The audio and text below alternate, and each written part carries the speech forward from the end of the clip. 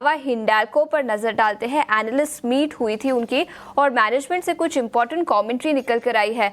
याद रखें रविंदर ने ब्रोकरेज रिपोर्ट्स में भी उसका जिक्र किया था, जहां पर मैनेजमेंट ने $10 बिलियन का कैपेक्स अनाउंसमेंट तो पहले ही कर दिया था, लेकिन अब उन्होंने कुछ और डिटेल्स दी है।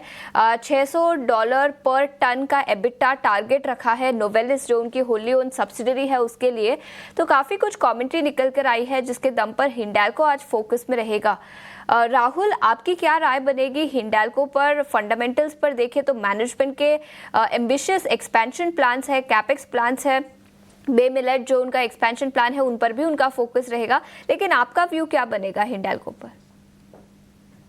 तो my sense is I think Hindalco में दो तीन चीज मेरे ख्याल से प्रैक्टिकली डेट फ्री कंपनी हो चुकी है कंपनी में, और जिस तरह से मैनेजमेंट का एक्सपेंशन प्लान एंड जिस तरह से मैनेजमेंट की कमेंट्री भी रही है, तो और जब जब भी उन्होंने किया है वो आई थिंक ऑब्वियसली डिलीवर भी किया ही है हिंडाल्को ने। तो सेंसेस के प्राइस करेक्शन तो ऑब्वियसली हो ही चुका है स्टॉक के अंदर इन टर्म्स ऑफ एंटायर मार्केट्स में। तो मेरे ख्याल से रिस्क वर्सेस रिवॉर्ड फेवरेबल हो सकता है। 8 टाइम अर्निंग्स पे FY 26 मिल रहा है। सो मेरे ख्याल से यहाँ से खोने की गुंजाइश बहुत ही कम है।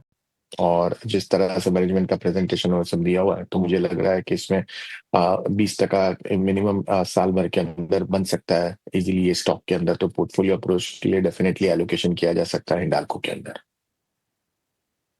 नजरिया हिंडाल्को पर, और याद रखें बड़ी खबर निकल कर आई है जिसके चलते इस स्टॉक में एक्शन दिखे। दो चीज़ें मेरे को जरा और समझनी है आपसे, पहले मैं जरा वो और क्लियर करना चाहता हूँ। एक्चुअली में ये जो फाइनेंशियल ईयर नया स्टार्ट हुआ है, इसमें अर्निंग्स भी होंगी। आप मेरे को 2-3 ऐसे पॉकेट्स या शेयर्स बता सकते हैं, अगर आपकी कंप्लाइंस अलाउ कर जाए, कि जहाँ पे अर्निंग्स का बेनिफिट मिलेगा? तो मैं क्या करता हूँ, उससे पहले थोड़ी बहुत पोजीशंस या तो चेक कर लेता हूँ या तो पोजीशंस बना लूँगा उसमें, फिर मैं अर्निंग्स बेनिफिट भी लेना चाहूँगा।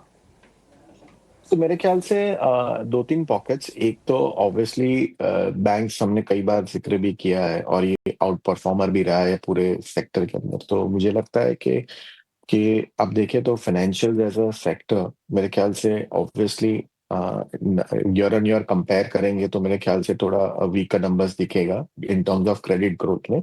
लेकिन ओवरऑल मुझे लगता है कि जिस तरह से मार्केट्स में प्राइस करेक्शन हुआ है और जो सेफ्टी है, तो मेरे ख्याल से कि ये रहेगा कि मेरे ख्याल से banks, banking as a sector, that too also private sector banks, which will make much more sense. तो मेरे ख्याल से obviously large private sector banks जैसे HDFC, ICICI प्रेफर्ड पिक है इसके अंदर हमारे, और PSU बैंक के अंदर स्टेट बैंक। तो I would still prefer to stay with the large financial stocks in terms of this thing. And secondly I think NBFC space के अंदर से बजाज फाइनेंस। तो ये एक सेक्टर जो मुझे लग रहा है कि आउट परफॉर्म करेगा और ये आउटलायर रह भी सकता है, और that is what the market is also expecting. That's why it's resilient towards in spite of जो करेक्शन के अंदर। और फिर मेरे ख्याल से सिलेक्ट पॉकेट्स मेटल्स में, जैसे हमने देखा कि जो स्टील में इंपोर्ट ड्यूटी, जो सेफगार्ड ड्यूटी सरकार ने लगा दी है, तो वहां पे JSW स्टील मेरे ख्याल से जिस तरह से बेनिफिशियरी सबसे हाईएस्ट हो सकता है, तो वहां पे बॉटम ऑफ द साइकिल पे इन टर्म्स ऑफ अर्निंग्स में मिल रहा है। तो मेरे ख्याल से रिस्क रेशियो बहुत ही फेवरेबल उस पर भी मिल सकता है।